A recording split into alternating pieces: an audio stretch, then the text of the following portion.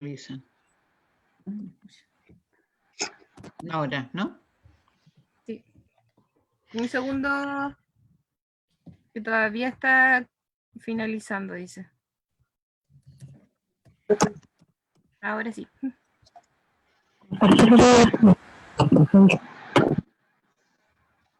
Buenas noches a todas, a todos, a todos los participantes de este Kelkun y las participantes y a todas las personas que ahora nos están siguiendo por Facebook. Aquí estamos un viernes más en nuestro Kelkun, que es el 28º, ya desde el 19 de junio de este año, ¿no? Kelkun es un espacio de formación y autoformación, digamos, para seguir este proceso constituyente.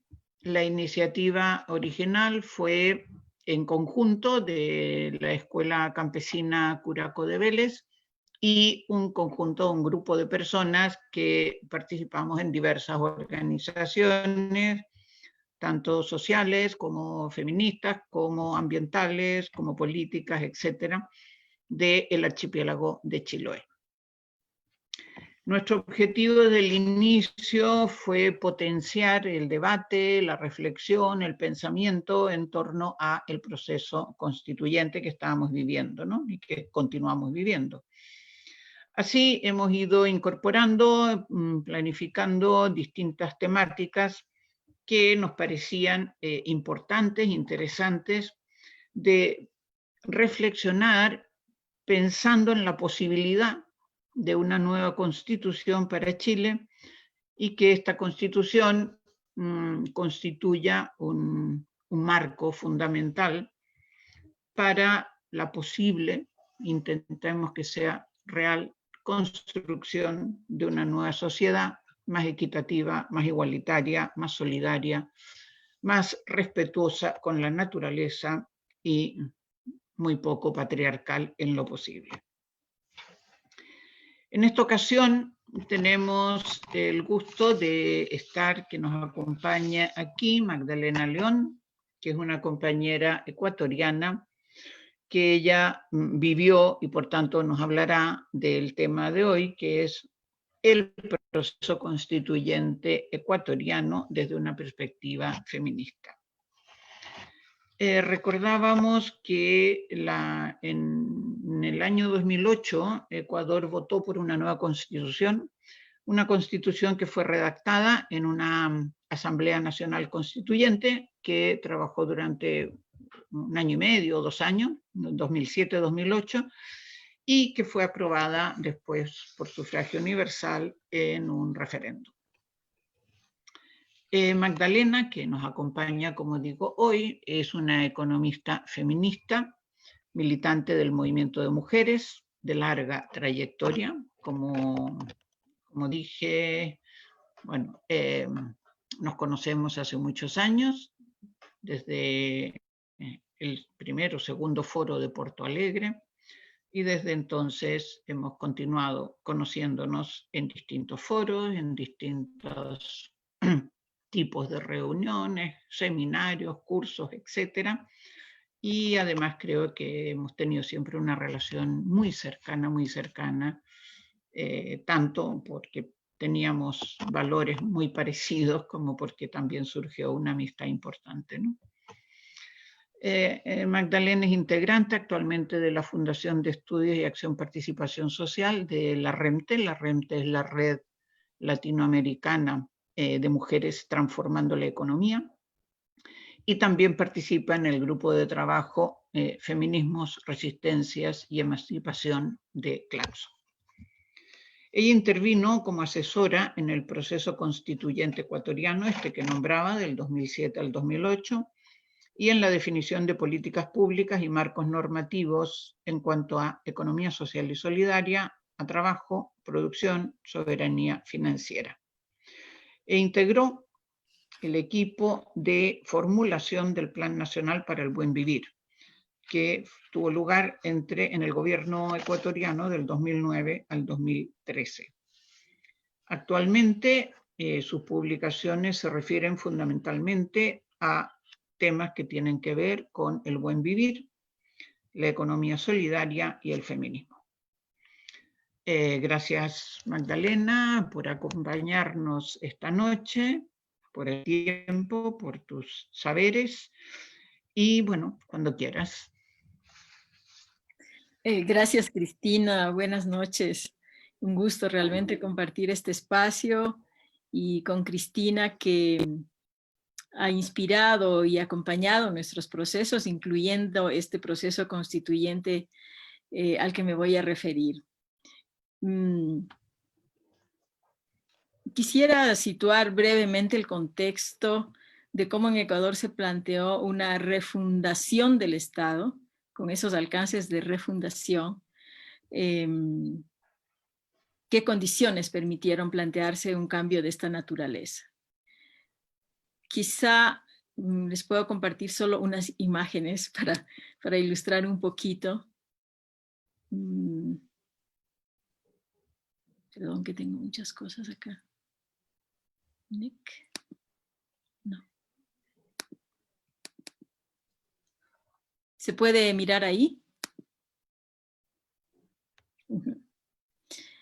Entonces, bueno, la Constitución que referimos, aprobada en 2008, es la 20ª Constitución del Ecuador. Tuvimos antes de 2008, en el 98, o sea, una década entre una y otra Constitución, y 2 décadas en la inmediatamente anterior, del año 78 y así. Bueno, de modo que puede verse que Ecuador es un país que ha hecho mano de reformas constitucionales o de nuevas constituciones en distintos momentos políticos, un país bastante agitado por lo demás. Pero nosotros empezamos el siglo con una verdadera catástrofe económica como fruto de las políticas neoliberales, las políticas de ajuste que derivaron un momento dado en la dolarización, con una crisis de gobernabilidad notoria. En 6 años tuvimos 6 gobiernos, ¿no? Sea por la vía de golpe de Estado, de insurrección popular, de sucesión medianamente constitucional, pero teníamos 6 gobiernos en 6 años. Entonces, una situación muy crítica que había llevado a este desencanto de la política, a este desencanto de los proyectos de los que habían sido portadores distintos grupos de poder y élites que se sucedieron en esos años, ¿no? Y llegó un momento en que se planteaba esta consigna de que se vayan todos, ¿no? Pero que se vayan todos no era solamente una cuestión de rechazo, sino que venía también de acumulados sociales a nivel nacional y a nivel regional. Entonces, a nivel nacional, pues la resistencia al neoliberalismo había dado lugar a articulaciones sociales, a agendas sociales también. Fueron años en que se perfiló con fuerza un actor nuevo que era el movimiento indígena y sus tesis de plurinacionalidad. Se habían producido varios levantamientos indígenas y sociales con bastante protagonismo indígena. Había este perfil de nuevos actores y de nuevas tesis que se articulaban con procesos regionales importantes, también de crítica al neoliberalismo y a la globalización. Uno de esos procesos, ya mencionó Cristina, era el Foro Social Mundial en esa etapa, que tuvo una expresión como Foro Social Américas también. Campañas muy importantes como la campaña continental contra el ALCA y los TLC, que significaron no solamente plantearse, como digo, un rechazo al neoliberalismo o una propuesta de post-neoliberalismo, sino ya a esas alturas tesis de un cambio civilizatorio, ¿no? Las evidencias del cambio climático, las evidencias de las crisis sistémicas del capitalismo y sus costos económicos y sociales ya pusieron sobre el tapete esta idea de cambio civilizatorio en términos mucho más amplios y radicales.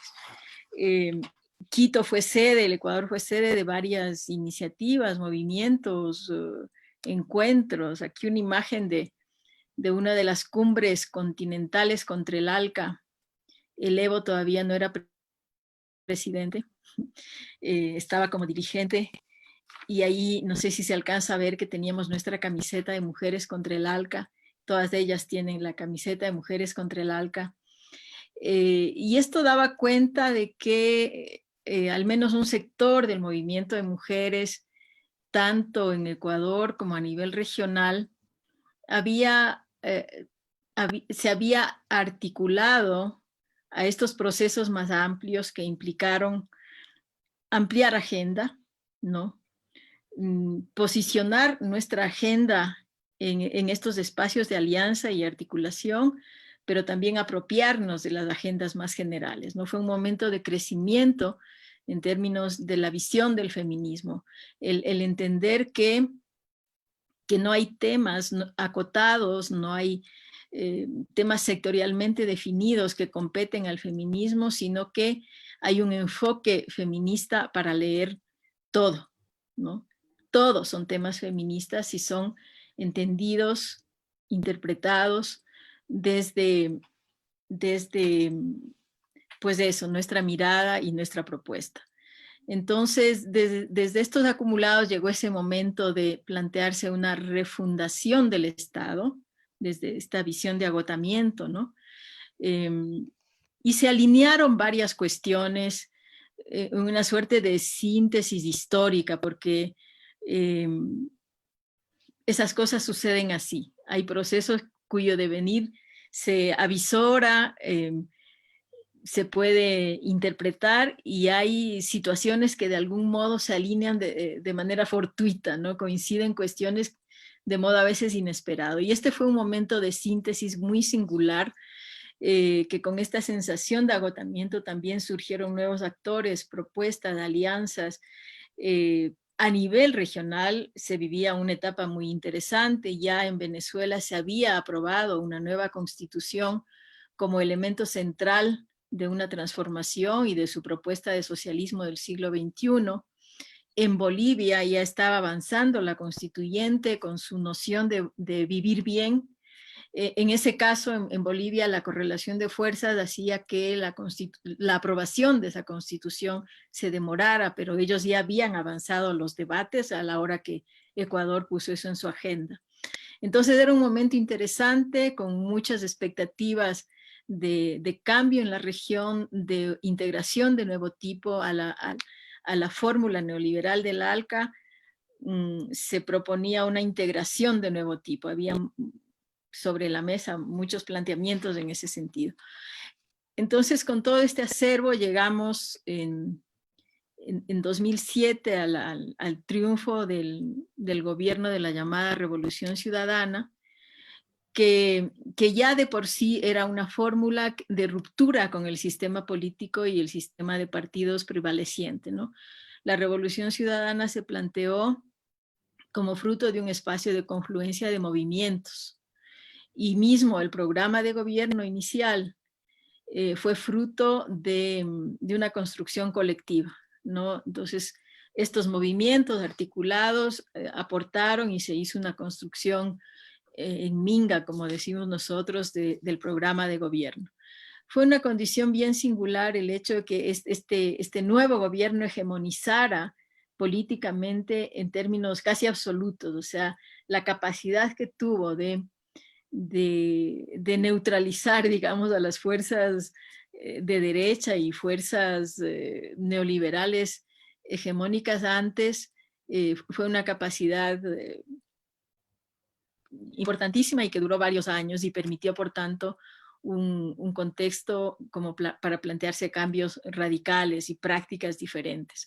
Entonces, en 2007 se instaló ese gobierno con una propuesta de ir hacia una asamblea constituyente. Hubo varias movidas ahí políticas en el corto plazo, y esta llamada asamblea constituyente cuajó. Hubo un plebiscito que aprobó la realización de la asamblea, posteriormente las elecciones de asambleístas. Y en estas elecciones de asambleístas se reflejó este cambio, esta reconfiguración de actores sociales y políticos. Hubo una renovación, por lo menos en una primera instancia, de ese perfil de protagonistas de la política, ¿no? Entonces, nuevos sectores tuvieron acceso a este espacio de redefinición política y pública. En la Asamblea Constituyente, así renovada, refrescada, tenía gente que venía de esto, de movimientos sociales, de la academia, de otras organizaciones, gente joven, bastantes mujeres. Entonces, fue un momento en que todo se removió, ¿no? Fue también un momento en que se había llegado a una comprensión, a un entendimiento de que en esta redefinición no estaban en juego solo las relaciones entre el Estado y la sociedad, sino que con la globalización se podía apreciar una fuerza importantísima, un poder que se visualizaba con más nitidez, que es el poder del mercado. Y el poder del mercado encarnado en la visión empresarial, extendida como una visión buena para todo y para todos, no buena para la política, ni hablar de la economía, es decir, la visión empresarializada de la economía, el emprendedurismo, esta extensión simbólica también de que la modalidad de empresa es la modalidad ideal para la sociedad, para la política, para la salud, es decir, una construcción que había crecido con los años y que se encarnaba en un poder que también tenía expresiones globales, ¿no? El Foro Económico Mundial, por ejemplo, una instancia, un cónclave empresarial que define los rumbos del mundo y justamente frente al cual se planteó como contestación el Foro Social Mundial. Entonces, esa claridad de algún modo estaba ya sobre la mesa en ese momento y fue un elemento clave a la hora de definir los alcances y contenidos de la nueva Constitución. Ahora bien, en este contexto de activación y movilización de la sociedad toda, se da un proceso, como muchos otros sectoriales, de una preconstituyente de las mujeres, ¿no?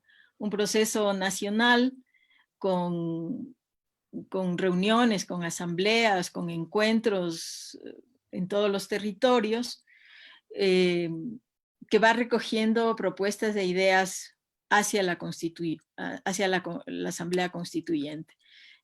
Eso va acompañado de distintas cosas, como, no sé, de esto que era un concurso de fotografía, donde se ven distintas reuniones de las mujeres en distintos sectores. En todo caso, como fruto de eso, se articula una propuesta que se llamó Agenda de las Mujeres para la nueva Constitución ecuatoriana. Esta agenda no estaba circunscrita a los temas entendidos como los temas de las mujeres.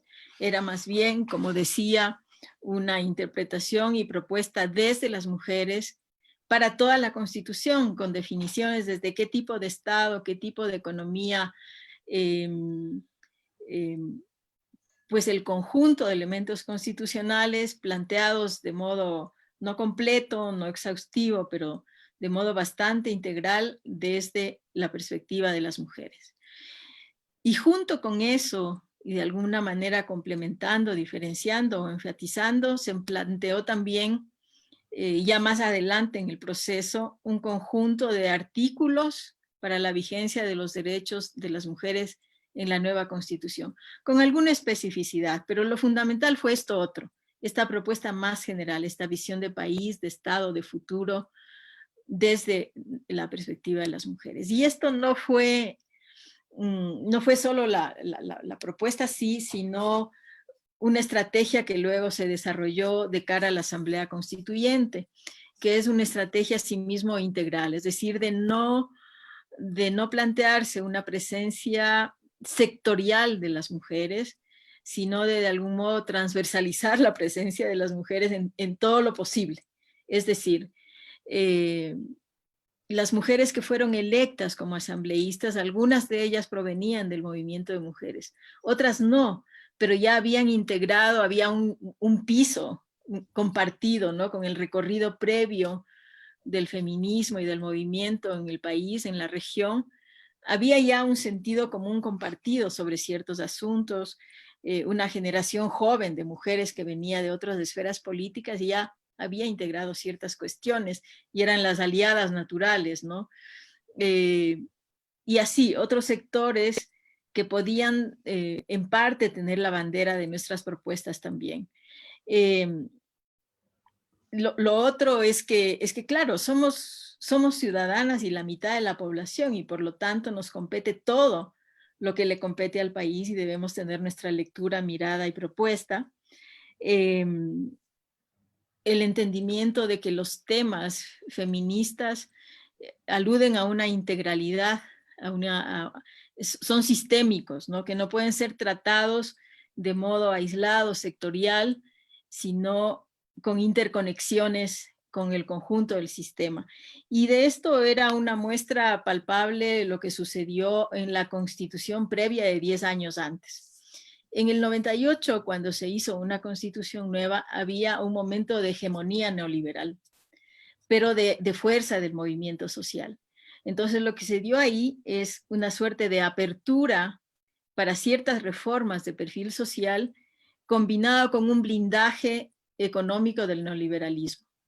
Entonces ese avance social, así entendido, nunca llegó a plasmarse en los hechos porque entraba en contradicción con este componente neoliberal en términos de la economía y la institucionalidad pública. Entonces, ver esta interconexión, esta determinación del conjunto de condiciones para hacer posibles esos avances sociales, por ejemplo, fue una lección de ese periodo, ¿no? Y ahora, para esta nueva constitución, ese fue uno de los pilares, o sea, evitar esa sectorialización y caer en una contradicción entre la parte orgánica y la parte dogmática, la parte social y la parte económica, sino mirar todo como una integralidad. Y en el caso del enfoque feminista, pues eso, ¿no? No podemos tratar los temas feministas y de mujeres si no es en una visión sistémica. Y por último, también era, vamos a decir así, útil que nosotras no solamente fuéramos portadoras de nuestras reivindicaciones, sino que nos metiéramos en todos los temas, si fuéramos capaces, ese era el ideal, ¿no? Fuéramos capaces de interactuar en todos los momentos, sobre todos los temas y con todos los actores en ese proceso constituyente desde nuestro enfoque. Entonces, eso significó también sumar todos los recursos de intervención directa, de acompañamiento, de asesoría, de seguimiento, de presión, de vigilancia, es decir, todo aquello que pudiéramos activar para empujar nuestra propuesta, que no era solo nuestra propuesta, sino que en este caso estaba bastante integrada con el conjunto de la propuesta de la Revolución Ciudadana, de la refundación del Estado, ¿no? Esa fue una condición singular, ¿no? Especial, el hecho de que, bueno, la sociedad se sintiera representada en ese proceso, en esa propuesta, en esos actores, en esos liderazgos, lo que permitió ir bastante lejos en los planteamientos constitucionales, ¿no? El proceso de la Asamblea Constituyente, que duró menos de un año, ¿no? Y es curioso porque se decidió que se hiciera vamos a decir, en la cuna de la Revolución Liberal Ecuatoriana, que es en la costa del Ecuador. Habrán oído Manta por la base de Manta y la salida de la base de Manta en su momento. Cerca de Manta, pues, entonces eso implicaba ir a un lugar que se construyó específicamente para que funcione la asamblea en un monte que no estaba tan cercano, o sea, de difícil acceso, relativamente difícil acceso. Entonces era, como decían, como un gran hermano, porque ahí se concentraba toda la gente, la asamblea en sí, los integrantes de la asamblea, pero también todo el conjunto de actores que interveníamos de distintas maneras, distintos equipos, se hacían audiencias para recibir, que se recibieron más de 100 propuestas en esa asamblea, ¿no?, de la sociedad. De esas propuestas, solo 2 tuvieron un carácter integral. La una fue la del movimiento indígena y la otra fue la nuestra, del movimiento de mujeres, es decir, 2 que hablaban del conjunto de la Constitución. Las otras eran sectoriales, ¿no? Entonces esa dinámica de ir hasta este lugar creó unas condiciones particulares. Fue un trabajo muy intenso, fue un trabajo que al mismo tiempo sirvió como escuela de una nueva clase política, de esos asambleístas, esas y esos asambleístas que se estrenaban de algún modo en la política y el quehacer público, y en esa intensidad de trabajo, pues, no sé, esto era una cosa casi de locos, ¿no? De ir y venir y de actividades, las sesiones, los plenarios, los trabajos de comisiones, talleres, conferencias, circuló mucha gente por ahí, hubo una retroalimentación internacional de toda la inteligencia intelectual y política de la izquierda regional y mundial también. Entonces fue una cosa muy intensa. Y en ese contexto nosotras trabajamos con todas y cada una de las comisiones que se habían conformado, temáticas, ¿no?, sobre ambiente, sobre trabajo y producción, yo qué sé. Entonces en jornadas con los asambleístas para no solo plantear nuestras propuestas, sino tener un entendimiento compartido de ciertas cuestiones, ¿no? Entonces fue un trabajo así hacia adentro, pero también había un trabajo afuera, en un clima de mucho debate, entonces de posicionar visiones y propuestas, ¿no? Ese trabajo en los medios, por ejemplo, de aprovechar cada ventana para escribir un artículo, para difundir una entrevista, es decir, no desaprovechar ninguno de los espacios posibles para posicionar nuestros planteamientos, pero también para tener una voz y una mirada sobre los planteamientos más generales. Esto era esta construcción prefabricada donde funcionaba la asamblea, y ahí teníamos N actividades al mismo tiempo. Entonces, en 2008, en el plebiscito, la Constitución fue aprobada por mayoría, y tenía planteamientos tan interesantes como esto del buen vivir, como una nueva noción de horizonte para la sociedad, para el país, para el Estado, como se decía, un nuevo pacto de convivencia entre las personas y la naturaleza. Esta noción de buen vivir ha sido bien interesante porque, como decía previamente, estaba planteada en Bolivia como vivir bien, y a su vez operó como una noción que sintetiza muchas cuestiones. Tiene una vertiente desde la cosmovisión y la propuesta indígena, pero en realidad suma y sintetiza otro tipo de avances y de acumulados de otros sectores también. Entonces, esta Constitución se plantea el buen vivir como horizonte general, y tiene algunos pilares, ¿no? Las soberanías, por ejemplo, soberanía alimentaria y soberanía económica. Se plantea un sistema económico, social y solidario, ¿no? Entonces, el Estado ecuatoriano es un Estado no de derecho, es un Estado de derechos y justicia, por ejemplo. Tiene estos pilares de democratización y diversidad económica, como veremos más adelante muy rápidamente, un reconocimiento de diversas formas de trabajo, producción y propiedad. Esta definición de sistema económico, social y solidario, más allá de reconocer un sector social y solidario, se habla de un sistema económico, social y solidario, asimismo no como una realidad del momento, sino como un horizonte, ¿no? Entonces, es una Constitución que conjuga, por un lado,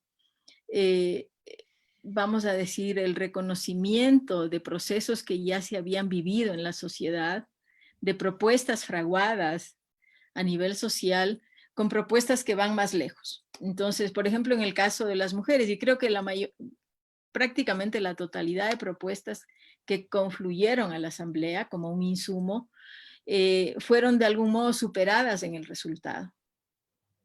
Porque esta interacción que se dio, esta búsqueda de lo nuevo, esta construcción transformadora, permitió que esas propuestas iniciales tuvieran un desarrollo interesante y al final llegáramos a más. Esto también es singular porque en general, como había sucedido, por ejemplo, en el 98, puede decirse, llevamos una propuesta y con la idea de que de aquí no vamos a salir con todo, sino bueno, ya si logramos la mitad habremos ganado. En este caso salimos con más, en la mayoría de los temas, ¿no?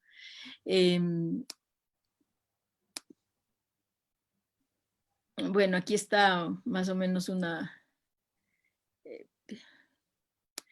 A ver, esto no es menor porque fue en buena medida parte de lo nuevo de la propuesta feminista. Porque, a ver, había ya una trayectoria de temas considerados feministas o de las mujeres que tenían que ver con participación política, con combate a la violencia, con, no sé, búsqueda de cerrar brechas, de igualdad, de ampliar derechos, de derechos sexuales y reproductivos, pero en términos económicos no habíamos logrado hacer planteamientos relevantes. Y creo que esta fue la oportunidad.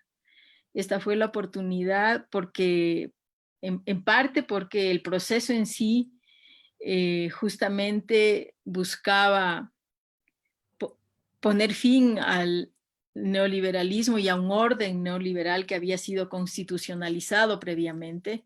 Entonces había un meollo económico en este proceso, pero también porque estábamos hablando de una refundación del Estado en términos más radicales y porque habíamos tenido como movimiento unos acumulados en la comprensión y en las propuestas sobre economía.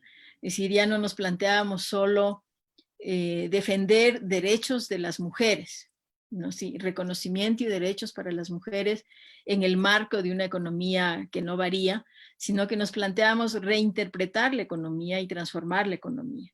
Y esa reinterpretación desde un reconocimiento de que somos protagonistas en desventaja, ¿no?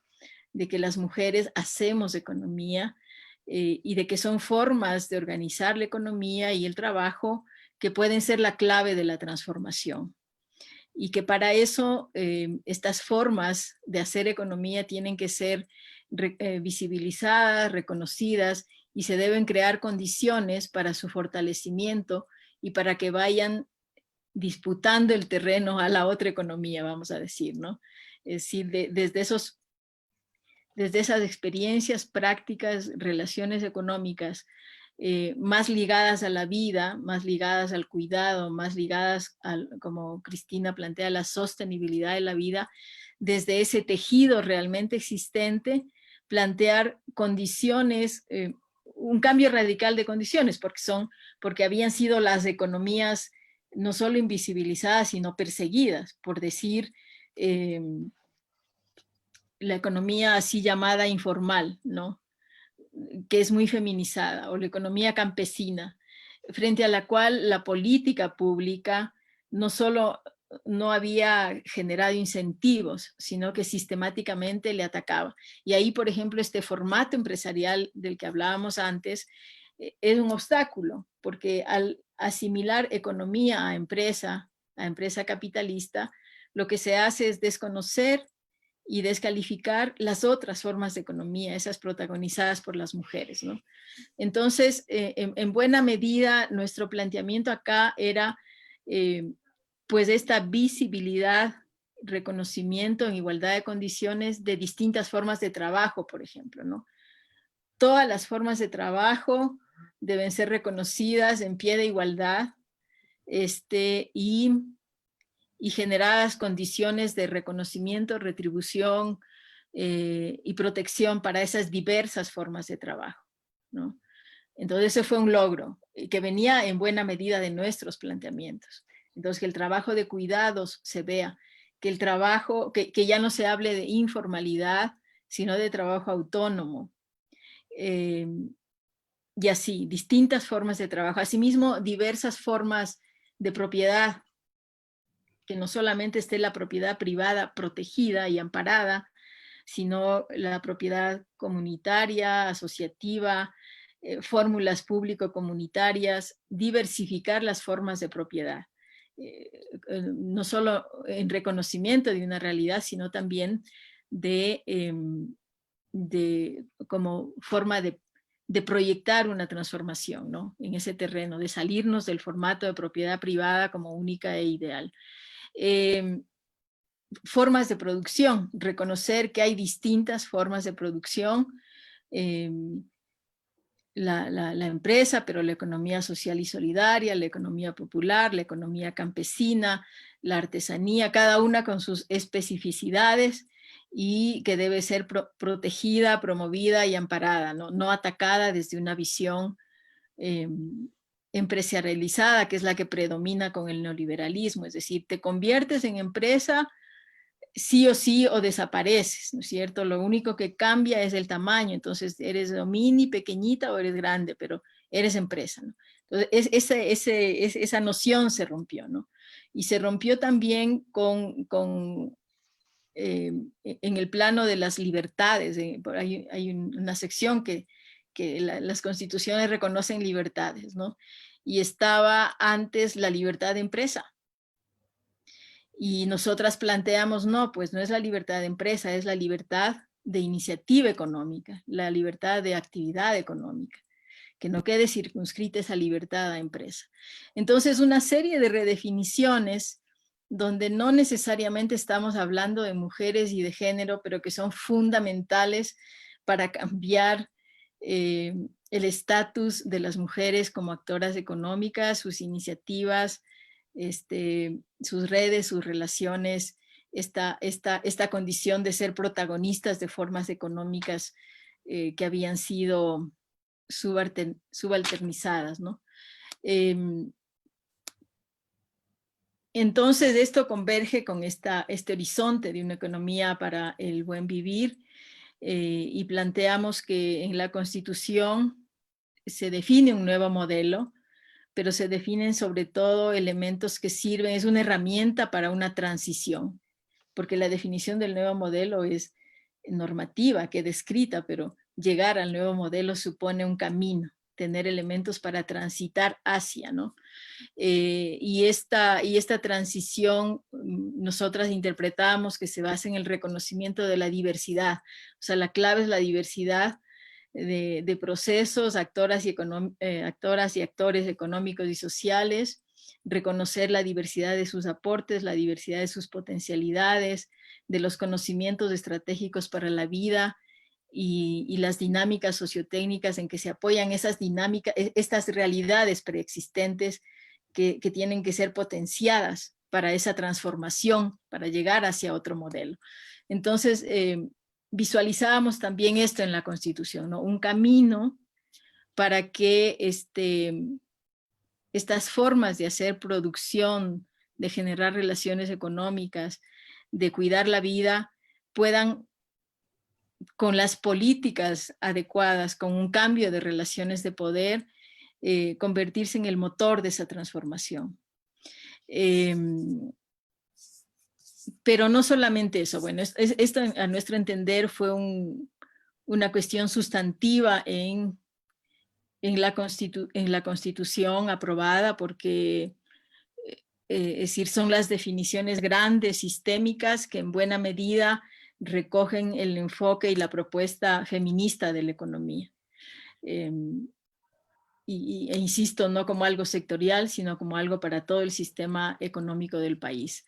Pero por supuesto, la Constitución también integró muchos otros postulados y definiciones que tienen que ver con la visión feminista y con los derechos de las mujeres, y que fueron definiciones que coincidían, convergían con lo que estaba sucediendo en otros países, por ejemplo en Bolivia, donde se llegó a plantear la despatriarcalización del Estado, ¿no? La descolonización y despatriarcalización del Estado. Y entonces en esos años logramos hacer algunas iniciativas binacionales. Este era un evento, ella era la presidenta de la Asamblea Nacional del Congreso, ¿no? Y estaba gente de Bolivia que estaba al frente de sus políticas de despatriarcalización. Y esto solo como un ejemplo de que las propuestas avanzadas en realidad se ligan mucho con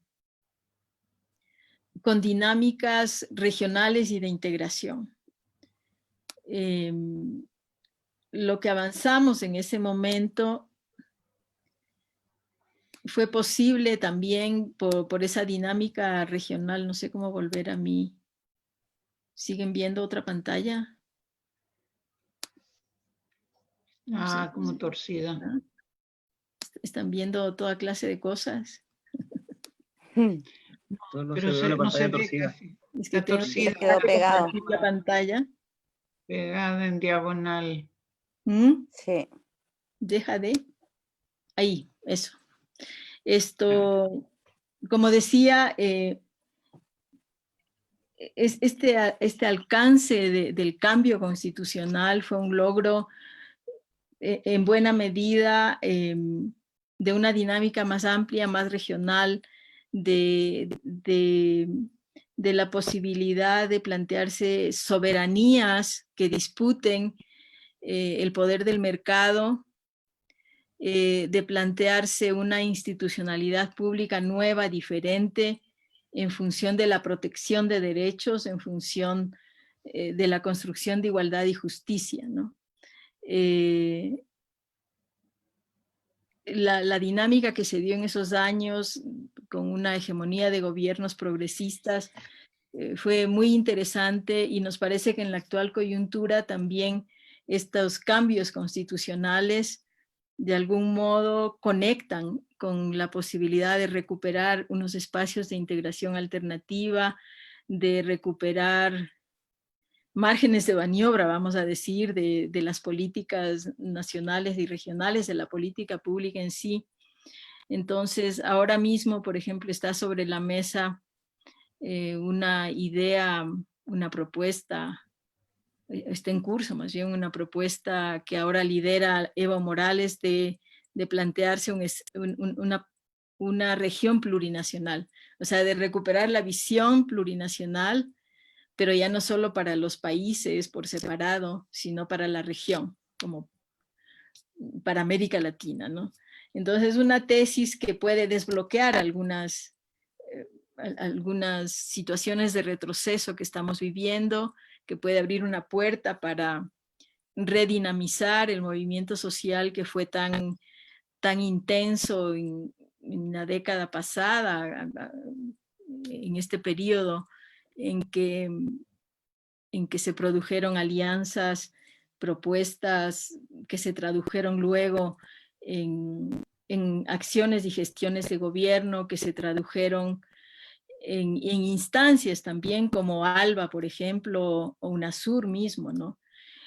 Es decir, en una institucionalidad regional capaz de acoger propuestas de transformación que vienen desde la sociedad y capaz de disputar en el escenario geopolítico un proyecto distinto, ¿no? Capaz de imaginar otra región y otra realidad para nuestros países. Y en eso, claro, nosotras como feministas hemos tenido presencia y propuesta porque, insisto, lo nuestro no es sectorial, ¿no? Tenemos que ver con todo.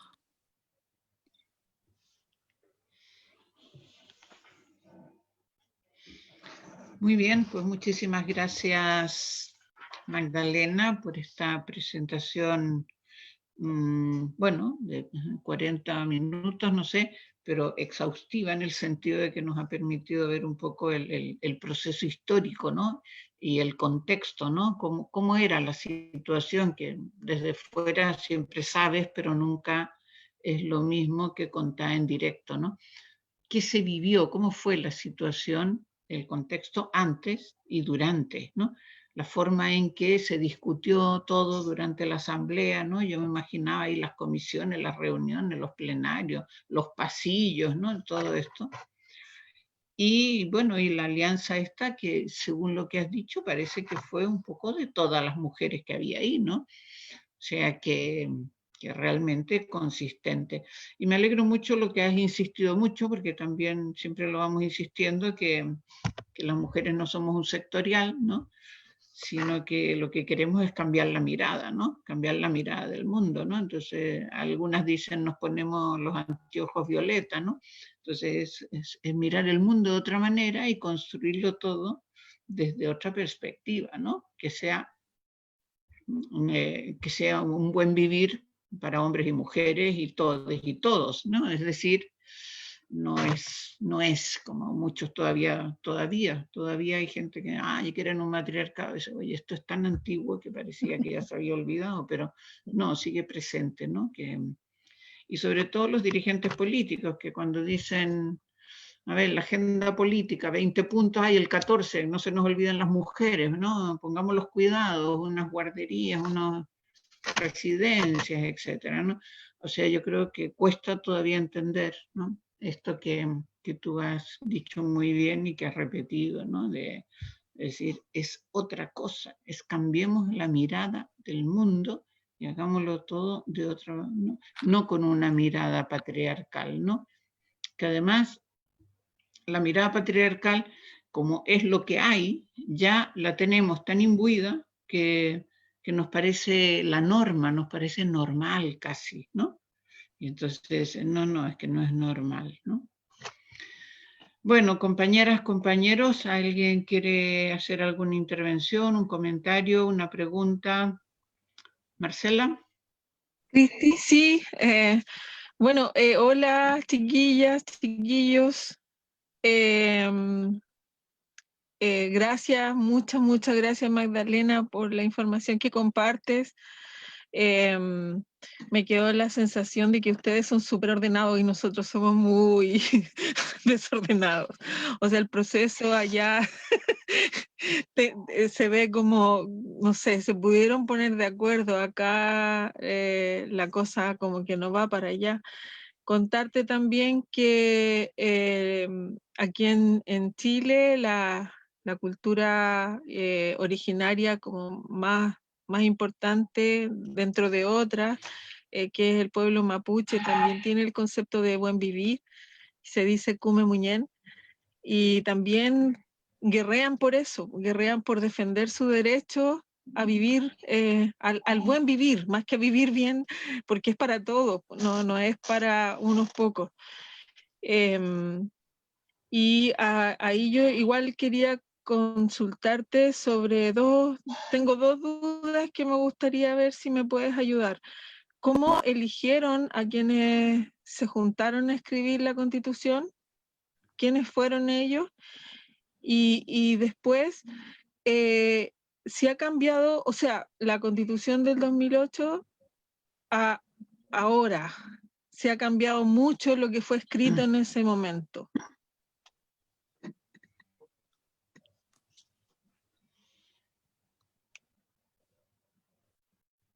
¿Hablo yo? Sí. Sí, gracias, Sí. Gracias por el interés y por la pregunta. Bueno, como les comentaba, en el momento de las elecciones de la Asamblea Constituyente se había en realidad dado por, no sé, el sistema de partidos implosionó, por así decir, ¿no? El conjunto de partidos políticos que habían actuado en las 2 décadas anteriores estaban en una crisis total y en estas elecciones se plantearon candidaturas más bien por movimientos, ¿no? o unas reglas del juego electorales para elegir la asamblea. Y los candidatos, las candidatas tenían que ser inscritos desde grupos o movimientos que cumplían ciertos requisitos. Y entonces eso dio lugar a esta renovación, a estas caras nuevas, a estas nuevas presencias. Estaban de algún modo presentes también, como no, algunos de los viejos partidos que sobrevivieron, solos o en alianzas, y lograron poner un bloque, digamos, un bloque que venía de esa matriz política más convencional, pero se logró una mayoría que venía de otros entornos organizativos y de otras vertientes políticas, ¿no? Entonces, claro, eran reglas del juego especiales creadas para esa elección junto con la aprobación del hecho de que se haga del plebiscito, cuando se dijo, sí, hágase una asamblea constituyente, se aprobaron unas reglas del juego, ¿no? Y entonces, ¿quiénes fueron electos? Bueno, en elecciones generales, con esta inclinación de la preferencia electoral por estos nuevos movimientos, por estos nuevos rostros, por estas nuevas figuras.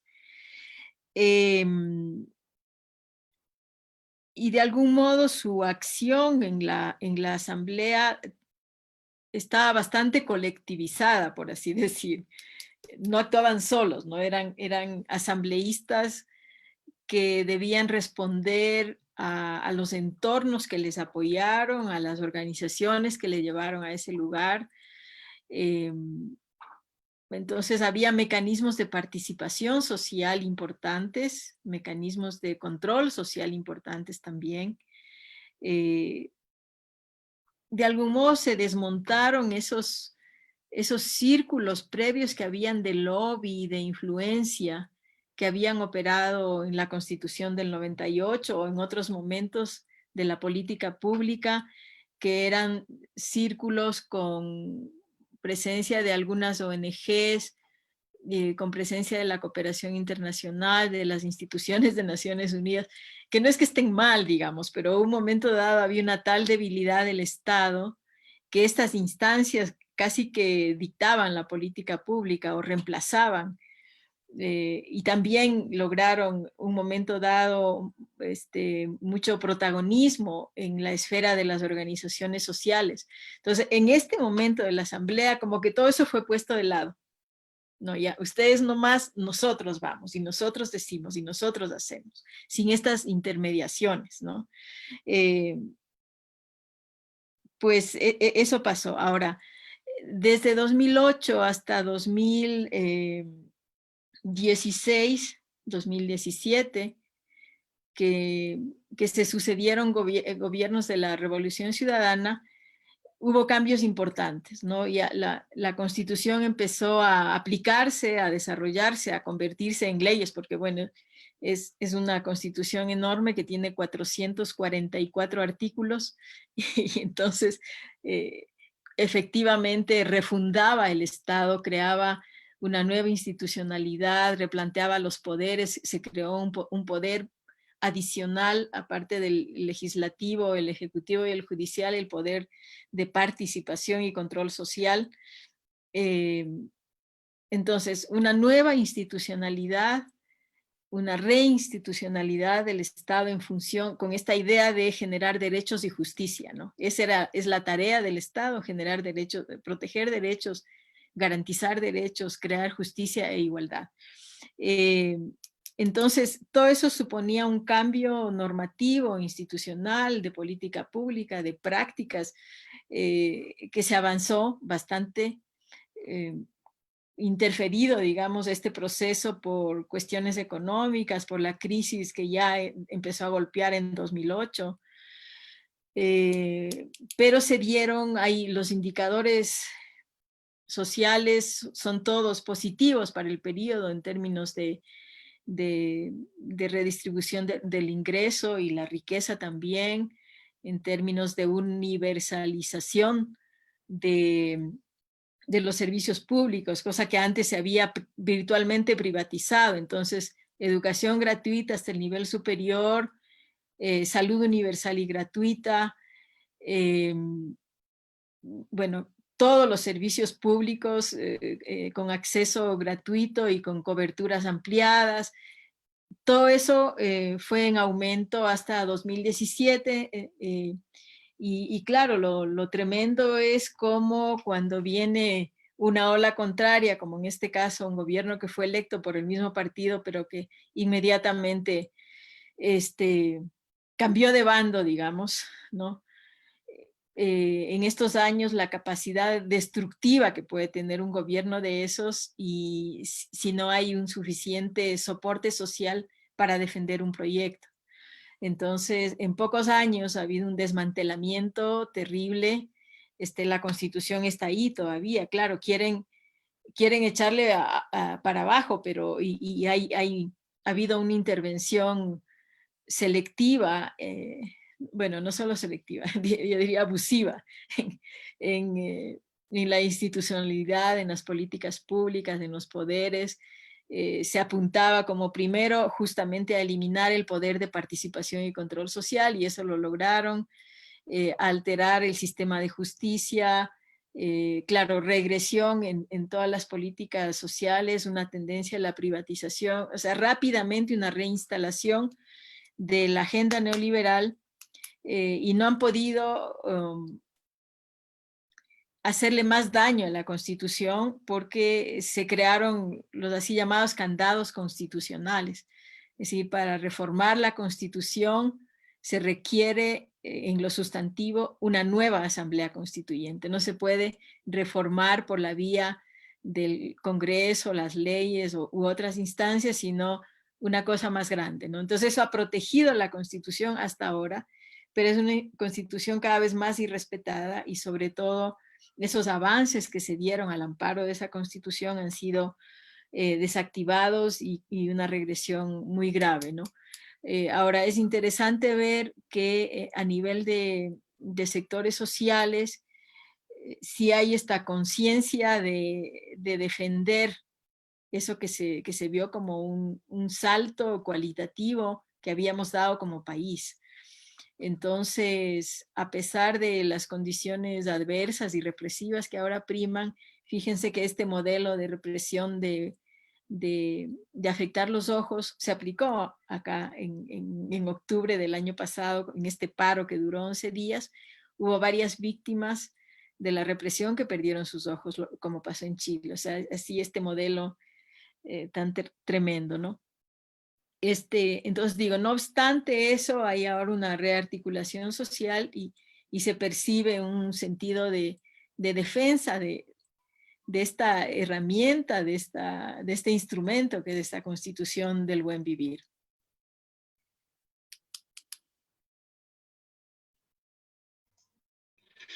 Muchas gracias, Magdalena. Vamos a continuar de momento con preguntas del Kelkun y después pasaremos a las preguntas del Facebook, ¿no?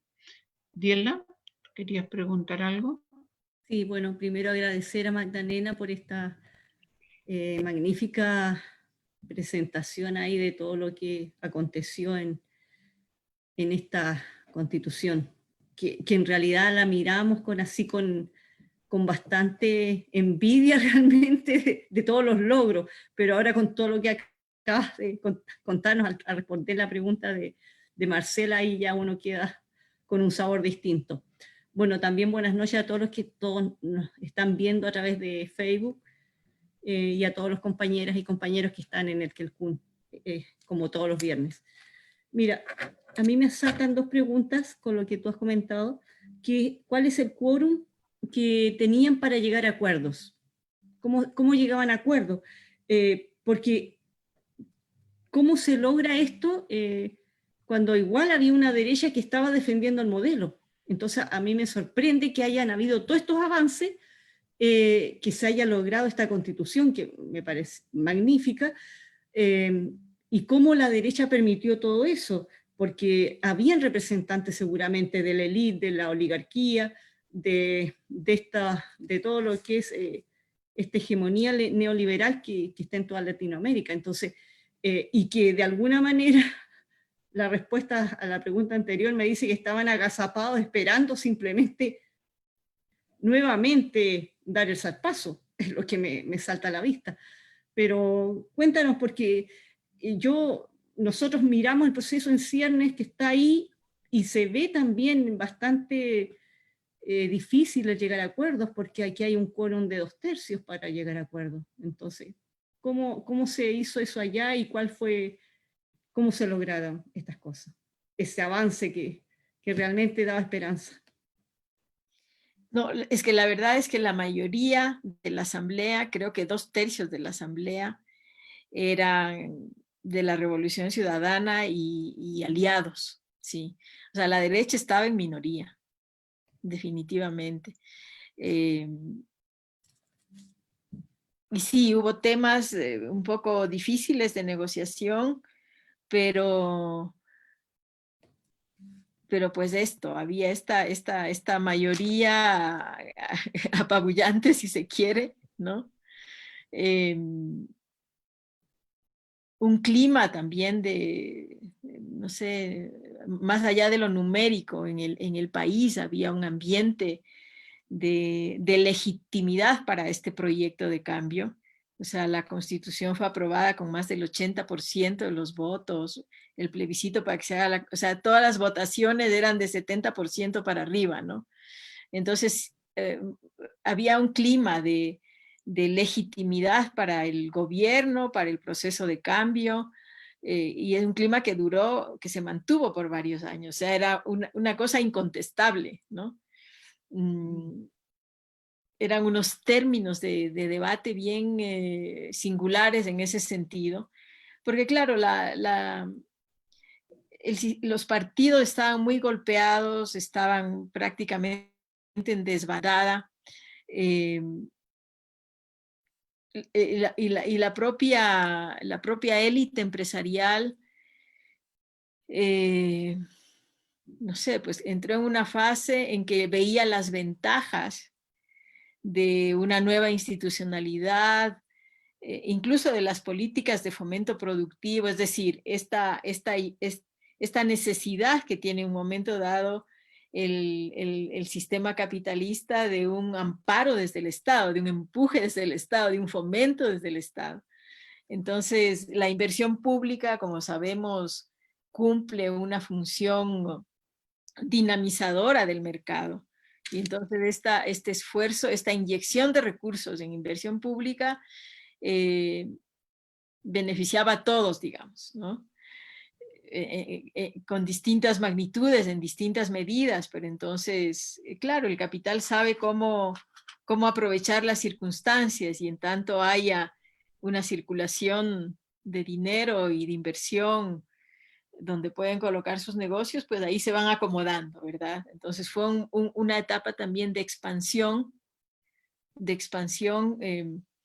que permitía esta redistribución en crecimiento, vamos a decir, que no era una redistribución que quitaba a unos para dar a otros, sino que repartía un poco a todos, vamos a decir, ¿no? Porque fue un momento en que los precios del petróleo subieron, de las materias primas, o sea, los ingresos del Estado subieron, no espontáneamente, sino como fruto de la política económica, o sea, de poner nuevas reglas para el negocio petrolero, de subir la recaudación de impuestos, etc. Entonces hubo mayor ingreso público, mayor inversión pública que redundaba en una onda de crecimiento que favorecía también a las élites de una manera u otra. Entonces, pues eso, hubo una correlación de fuerzas singular que permitió pues este salto tan notorio. Uh-huh. Gracias. Gracias, Magdalena.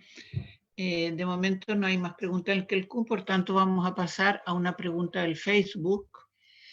Alguien que plantea y que dice: el trabajo reproductivo, de cuidados y todo lo que asumimos por rol de género, ¿no debería caminar hacia la abolición? Considerando la realidad, a lo menos, ¿qué valor le asignamos y con qué parámetros?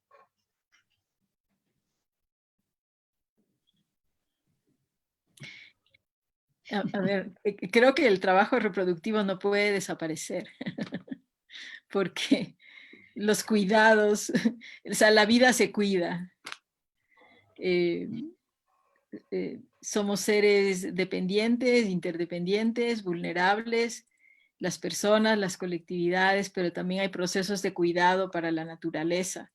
Eso que los pueblos originarios tanto saben y aplican, ¿no? En sus principios de los ciclos de vida que tienen que ser cuidados, cuidar la vida, regenerar la vida, proteger la vida, todo eso es trabajo. O sea, no hay vida sin cuidados y no hay cuidados sin trabajo. Y ese del trabajo reproductivo en buena medida, ¿no? Entonces, no es un trabajo a ser abolido, es un trabajo a ser democratizado, a ser compartido, un trabajo en el que debe funcionar los principios de reciprocidad, los cuidados mutuos, ¿no? Entonces, no, la abolición no aparece en el horizonte como una posibilidad. Y ahora fíjense que con la pandemia estas son cuestiones que han salido con fuerza, ¿no? La vida, los cuidados, los trabajos esenciales, y este es un trabajo esencial, el de cuidar la vida.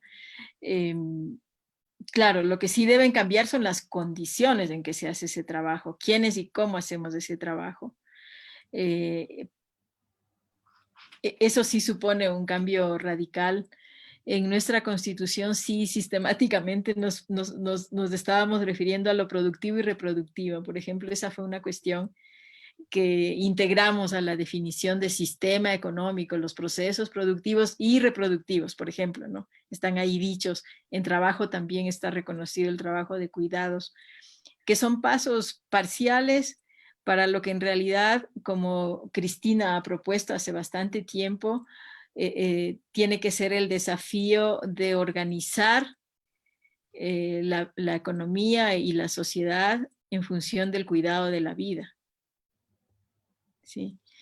Ese es el gran desplazamiento civilizatorio que está puesto aquí y ahora, ¿no? Reorganizarnos en función del cuidado de la vida. De acuerdo. El tema también da para mucho. Cristian, ¿tú que tienes una pregunta? Sí, gracias Cristina. Saludar también a Magdalena, compañera, muchas gracias por su presentación. Creo que de una u otra manera nos adelanta un proceso que nosotros a futuro vamos a vivir, el cual tanto el proceso ecuatoriano, boliviano, venezolano, etcétera, los procesos de cambio constitucional a través de una asamblea constituyente que se han dado en la región han sido nuestro ejemplo un poco de cuáles son los pasos estratégicos a dar en la construcción, ¿cierto?, de una sociedad que al menos se plantee paradigmas distintos.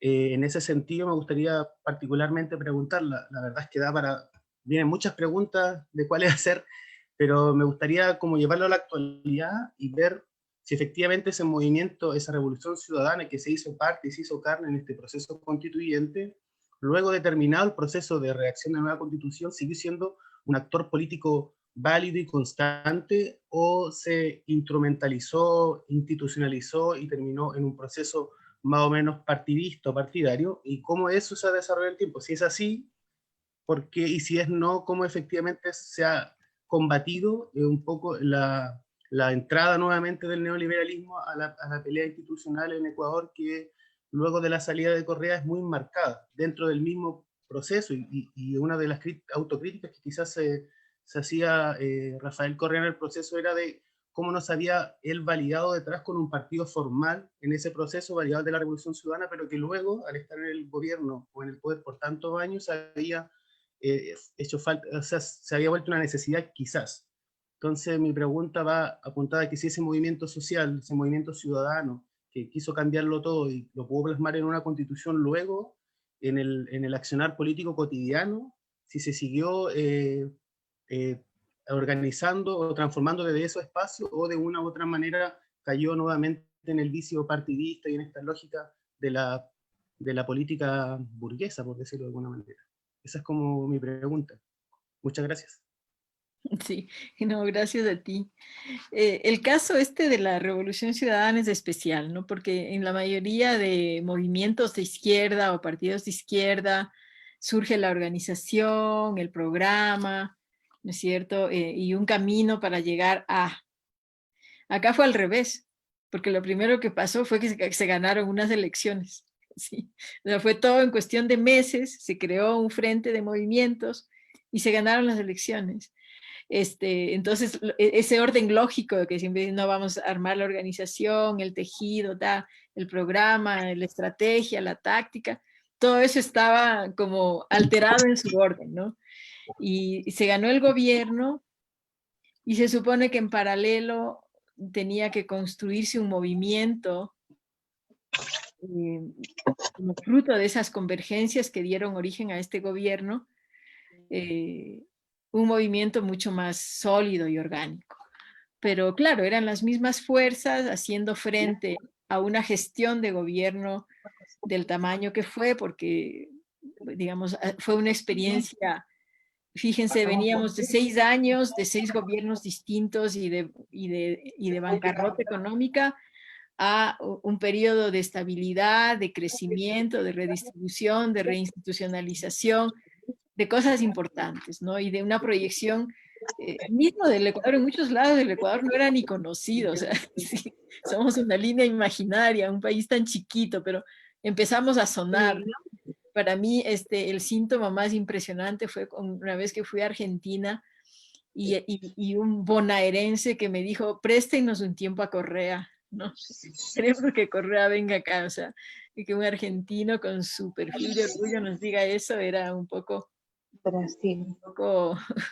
sorprendente. En fin, digamos, la proyección que el país logró en ese tiempo, etcétera. Fue un trabajo muy importante. Claro, hay quienes tienen una línea de crítica diciendo eso es una burocratización o la pretensión de que desde el gobierno se pueden instrumentalizar y empujar cambios. Pero yo realmente considero, así, habiendo estado bastante cerca de esta gestión, sin ser funcionaria del gobierno, pero siendo justo en estos espacios que se abrieron para construir conjuntamente política pública, y nosotras intervenimos en condición de esto, de profesionales del movimiento, no sé. Ahí en los espacios donde podíamos participar en la construcción conjunta de política pública, aportamos, ¿no? Estuvimos ahí y son espacios inéditos, o sea, nunca antes tuvimos una cosa así, de poder decir, vamos a hacer juntas del plan de desarrollo, o lo que ahora se llamaba, o pasó a llamarse del buen vivir, o vamos a crear juntas la política económica y ver cómo abrimos ahí estos espacios para la economía feminista, y había esos espacios de participación y construcción conjunta. Entonces digo, habiendo participado en esos espacios, sí creo que esta tarea de construcción más a nivel social y de las bases tenía que ser asumida también y compartida por otros, ¿sí? Porque de lo contrario era todo, o sea, el protagonismo del gobierno o de los políticos en el gobierno no era solo un afán propio o una opción, sino también un vacío creado por otros, ¿sí? Claro, estas disputas de los actores de sectores de izquierda o progresistas que buscan preservar su nicho, su espacio, su protagonismo, y que no admiten que pueda haber otro proyecto más grande al que sumarse y construir conjuntamente, esa dificultad de construir conjuntamente, ¿no? Esa práctica faccionalista, divisionista, de protagonismo, de no ver el proyecto y sus condiciones especiales y singulares que históricamente es difícil conseguir. O sea, nosotras de una generación, algunos veíamos, bueno, esto que aquí se ha abierto, esta posibilidad histórica, tenemos que aprovechar al máximo porque no se va a repetir, porque si no lo hacemos ahora, después no va a ser posible. Es decir, esa percepción de que hay unas condiciones que cuajan y que ahí todos tenemos que sumar, quizá no fue suficientemente compartida, y hay inercias políticas y de cultura política que hacen que cada quien busque su sello, su visibilidad, su espacio de acción, en lugar de confluir en un proyecto y de maximizar esas condiciones, aprovecharlas al máximo, no sé, juntarse y potenciar al máximo esa posibilidad. Entonces, como decías, bueno, sí, Revolución Ciudadana se mantuvo como, no como un partido, sino como esta figura que también es admitida en el sistema político ecuatoriano, que es movimiento político, ¿no? Como un movimiento que era la suma de movimientos. Expresamente decidió en su última convención de no sé cuándo no convertirse en partido, mantenerse como movimiento, pero ya luego fue proscrito, ha sido perseguido, o sea, ahorita está así luchando por un espacio electoral en los márgenes, ¿no? Pero está, y es la fuerza con mayor posibilidad electoral. Muy bien, muchas gracias, Magdalena. A ver, en Facebook hay otra pregunta que dice, respecto a la economía campesina, ¿qué ejes y parámetros se tomaron en cuenta para frenar Monsanto e incluso la economía del duopolio? ¿Qué medidas paliativas se tomaron para enfrentar la agricultura industrial? A ver, para empezar, la soberanía alimentaria fue asumida como uno de los pilares del Estado y de la economía. O sea, uno de los objetivos del Estado es construir soberanía alimentaria. Entonces, esa visión fue bastante bien integrada en la Constitución. Junto con eso, por ejemplo, es una Constitución que incorporó los derechos de la naturaleza, que era la primera en hacerlo, ¿no? Derechos de la naturaleza. Es decir, estos son justo los frenos a este otro modelo de agricultura industrial, en fin, ¿no? Un reconocimiento y apoyo a la economía campesina. Y hubo intentos luego de algunos concretados, digamos, de redistribución de la tierra, en un momento en que sabemos que eso no es fácil en el mundo y en América Latina. Entonces, creo que se dieron pasos muy importantes en esa dirección. Y otro tipo de políticas, incluso como compras públicas, por ejemplo, ¿no? Esto de orientar parte de la compra pública hacia la producción campesina, desayunos o alimentación escolar gratuita, que en parte los insumos eran adquiridos a las economías campesinas. Fórmulas de reconocimiento de finanzas populares y solidarias, reconocimiento y protección a estas distintas formas de propiedad y de organización, como la comunitaria, la asociativa. Es decir, desde distintas entradas se crearon condiciones para apuntalar la economía campesina, sin duda.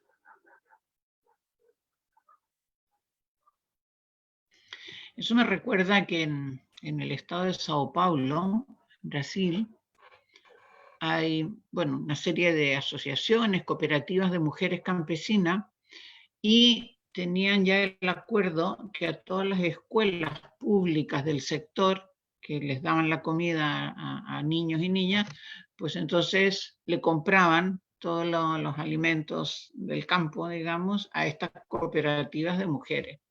El problema lo han tenido ahora porque con el cierre de las escuelas en la pandemia, pues han tenido muchos problemas estas cooperativas, ¿no? Pero había esto, además circuitos cortos, ¿no? Es decir, de la producción de la zona, se lo compraban las escuelas de la zona, ¿no? O sea que estaba muy bien organizado esto.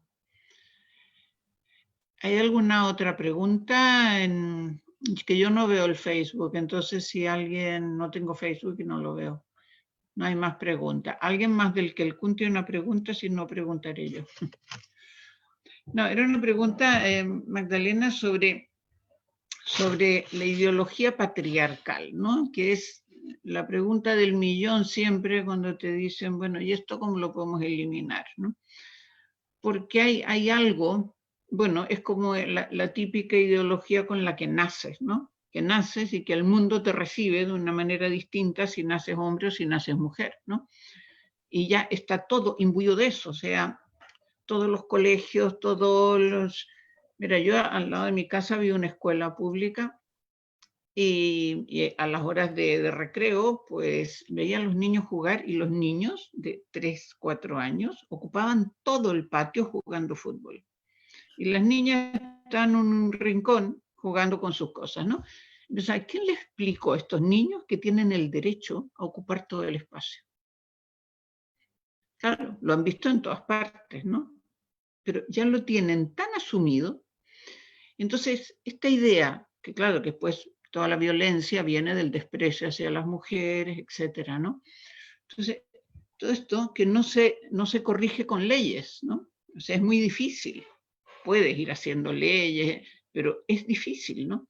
Entonces, ¿cómo esto se pudo plantear de alguna manera en una constitución? Porque si no, los comportamientos, los hábitos, ¿no? Esto que has mamado desde que naces, ¿cómo se combate esto?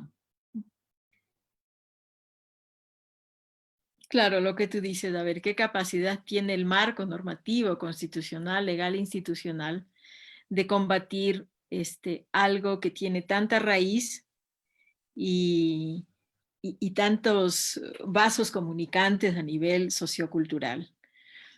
Y yo creo que es uno de los debates que nos debemos es esta comprensión del patriarcado ahora, porque tendemos a ver al patriarcado como un resabio del pasado, ¿no? Es algo que venimos arrastrando desde atrás y que no hemos logrado desactivar, que viene de lejos y que todavía persiste. Y la verdad es que este es un sistema de dominación que se recrea y que por la vía del neoliberalismo ha tomado dimensiones insospechadas. Desde una aparente liberación, ¿verdad? Y que justamente parece contradictorio, pero es esta mercantilización de la vida, la mercantilización de la intimidad, la mercantilización de todo, que ha hecho que el patriarcado llegue a unos niveles que no habíamos pensado. O sea, lo que estamos viviendo ahora como fenómenos de violencia exacerbada, los feminicidios, tienen una raíz vieja, pero tienen también unas condiciones nuevas que necesitamos interpretar aquí y ahora, y que están muy, muy, muy interrelacionadas con las industrias culturales, por ejemplo. O sea, algo tan obvio. Si decimos, a ver, en los sectores populares, el acceso que se tiene a los medios, a las industrias culturales, hacen que, culturales es un decir, ¿no? Veas no sé cuántos asesinatos por día, veas la violación naturalizada, veas esta mezcla de sexo y violencia en escenas que trivializas, ¿no? Entonces, eso es una retroalimentación al imaginario de las nuevas generaciones, de esto de la mujer objeto de deseo, las mujeres como seres disponibles hacia los hombres. Antes era la idea de que las mujeres nos negábamos y nos protegíamos frente a los hombres. Ahora es la idea inversa, ¿no? La mujer tiene que estar disponible a lo que se entiende como una inclinación sexual irrefrenable de los varones. Todo esto está construido con una enorme precocidad y entonces es que este escándalo, vas a la primera comunión, al acto de la Iglesia Católica de primera comunión, y las niñas que hacen primera comunión van vestidas como novias, van maquilladas, van peinadas, o sea, toda esta cosa de convertir a las mujeres en objeto para el consumo de otro, y que está absolutamente mercantilizado y cada vez a edades más tempranas, ¿no? Y ese es un fenómeno de estos años, que se ha construido así, porque yo creo que sí vivimos una época hasta de la moda unisex, ¿no? De que ya no había toda esta diferenciación de las mujeres como muñecas y que ahora volvió con fuerza. Y en todos los estratos sociales, o sea, hasta los sectores más empobrecidos son inducidos a que las mujeres consuman las uñas, esto, aquello, ¿no es cierto? ¿En función de qué? De estar disponibles, en fin. Me parece que ahí nos debemos, digo, una actualización para ver cuáles son esos resortes actuales que refrendan un poder patriarcal, qué imaginarios, qué mecanismos. A ver, y en estas constituciones de esta generación, pues me parece que hay varios elementos de combate al patriarcado, ¿no? Desde la definición misma original de que los estados están para garantizar derechos y generar justicia e igualdad, enunciados de desactivación y de ataque a las desigualdades de género, que dicen, no, no se permite este tipo de desigualdad, será sancionada este tipo de desigualdad, esta noción, ¿no? La noción de paridad, por ejemplo, el reconocimiento de las mujeres como actoras económicas, me parece una cuestión muy importante. Pero lo que más allá de lo que los enunciados constitucionales dicen, los desarrollos que permitieron. Entonces, por ejemplo, en Bolivia, este enfoque de vamos a despatriarcalizar el Estado, y que luego estuvimos en diálogos, ¿no es cierto? Y se crearon unas instancias que dicen vamos a descolonizar y despatriarcalizar, sabiendo que el Estado no es ese... no es una institución, es una instancia de poder muy dinámica, ¿no? El Estado expresa una correlación de fuerzas, expresa una relación social y es una expresión que siempre se ve como, digamos, a lo que hay que atacar, ¿no? Es que el Estado es el represor. Claro, hay fases y momentos y ejercicios del Estado que tal vez integran más esta dimensión de represión, pero hay otras dimensiones que disputan con la sociedad, y creo que estos temas de poder patriarcal, de igualdad para las mujeres, en nuestra sociedad, en nuestros países, ha habido momentos en que el Estado se adelanta a la sociedad, y la sociedad es la retrasada, la rezagada, tenemos dispositivos legales y normativos que funcionan poco. ¿Por qué? Porque hay una sociedad que está muy retrógrada frente a eso, ¿sí? Entonces, digo, hay que mirar esta dialéctica, esta relación, y yo no les quito valor a estos mecanismos y dispositivos normativos, institucionales, legales. Creo que funcionan, creo que operan, y vinculo mucho esto con el control del poder del mercado. Creo que mientras no pongamos límites a esta visión mercantilizada de la vida y a esas construcciones simbólicas, esta pelea va a ser muy desigual. O sea, porque estamos constantemente viendo así, ¿no? El Estado, la sociedad, qué institución, y no vemos el mercado. Es que el mercado es un poder tremendo que tiene ahora sus dispositivos, sus canales, sus representaciones, y este es uno de estos pilares actuales, ¿no? De cómo construye, cómo comercia con lo que somos las mujeres, qué tenemos que hacer, cómo tenemos, la vida más allá de las mujeres, es que es la vida lo que está redefiniendo el mercado. Claro, es un mercado muy particular, ¿no? Porque mercado por mercado, ¿no? Es un mercado neoliberal, capitalista, brutal, claro, ¿no? Claro. Y no, yo creo que es verdad todo lo que dices, es decir, bueno, Rita Segato ha trabajado mucho el tema, ¿no?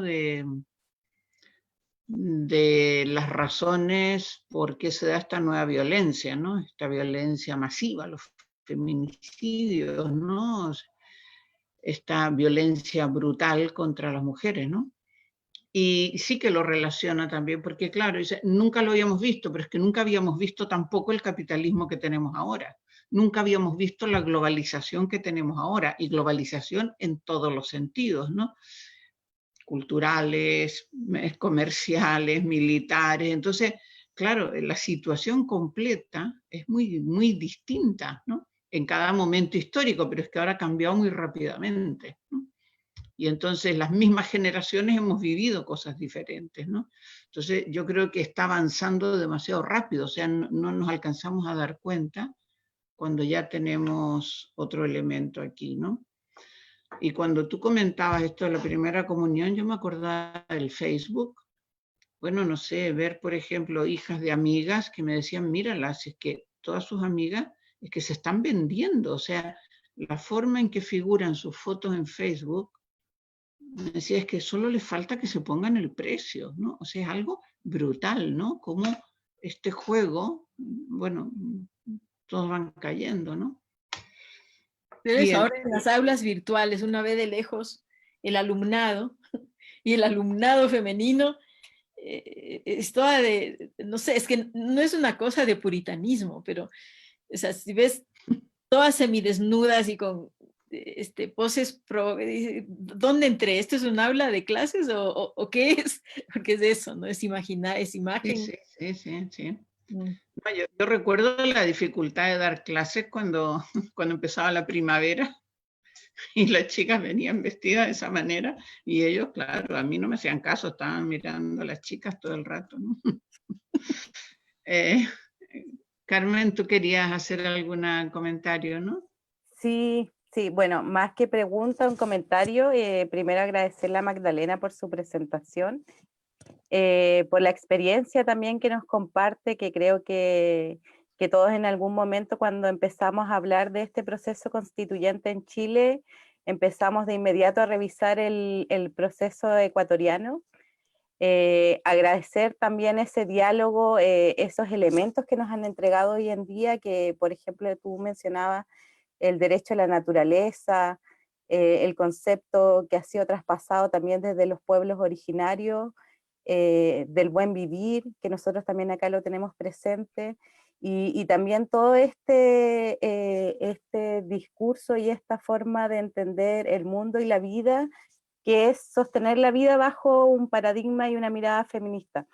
Creo que son elementos fundamentales que nos sirven a nosotros y a nosotras en este contexto para replantearnos una nueva forma de construir esta sociedad en la que nosotros vivimos.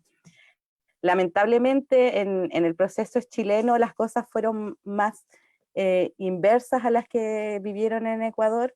Nosotros aún en las calles con todo el pueblo movilizado exigiendo que se baje la institucionalidad política porque es una institucionalidad corrupta que, como comentábamos en el preámbulo antes de comenzar que el CUN, fueron 30 años de silencio, fueron 30 años de profundizar un sistema de desigualdades.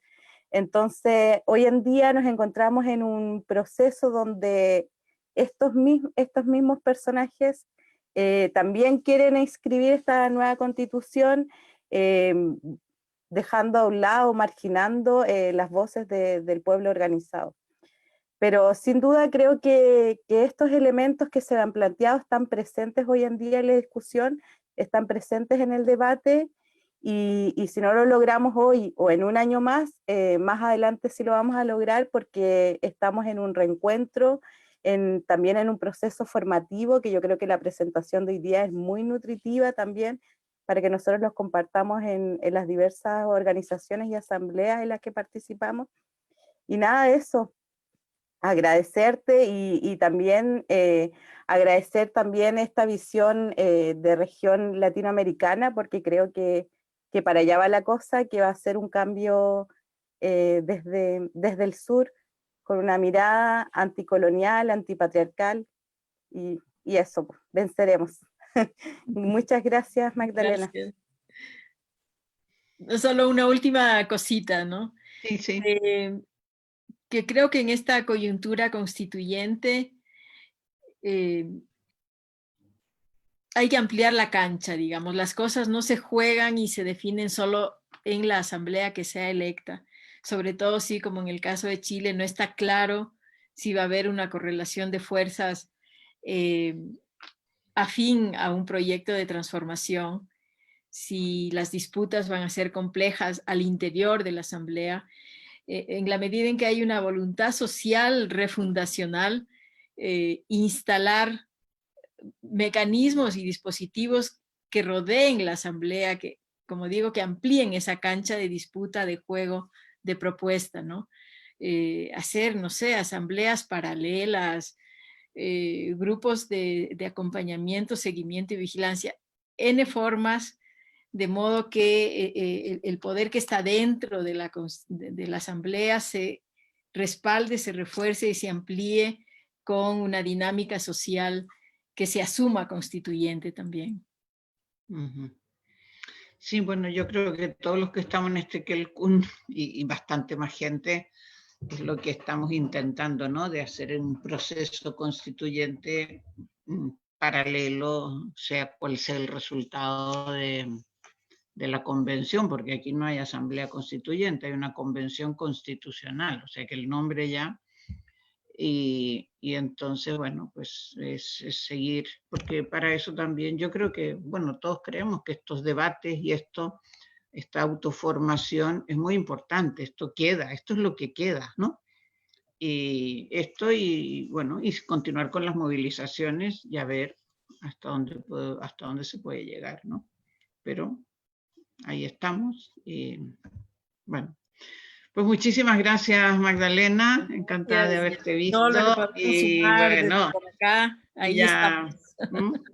y nada, ya nos iremos viendo de nuevo. Muchas gracias. Pero abrazo a todas. Chao, Chao. Magdalena, gracias. Gracias. Gracias, compañera. Muchas gracias. Gracias también.